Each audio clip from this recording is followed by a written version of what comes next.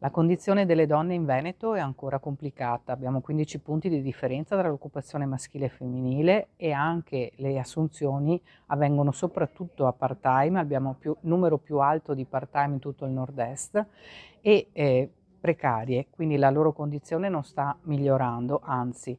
Il lavoro delle donne in Veneto è un lavoro povero e a parità di inquadramento con gli uomini permane ancora una differenza salariale molto importante, con riflessi anche sul tema della salute, la sicurezza e delle malattie professionali. A dirlo l'esito degli studi elaborati da IRES Veneto e presentati dalla CGIL. E ciò che emerge anche dai dati dell'INAIL. Tra il 2022 e il 2023 le malattie professionali per le donne crescono del 26% contro il 18% generale e il 14% degli uomini. Voce delle donne, l'iniziativa che si terrà a Verona il 17 marzo, nel corso della quale delegate provenienti da tutti i territori, da tutti i settori lavorativi, porteranno la loro testimonianza sul lavoro, precarietà, licenziamenti illegittimi, sicurezza e cittadinanza. Che ci portano a dire che dobbiamo andare a votare l'8 e il 9 giugno per i 5 referendum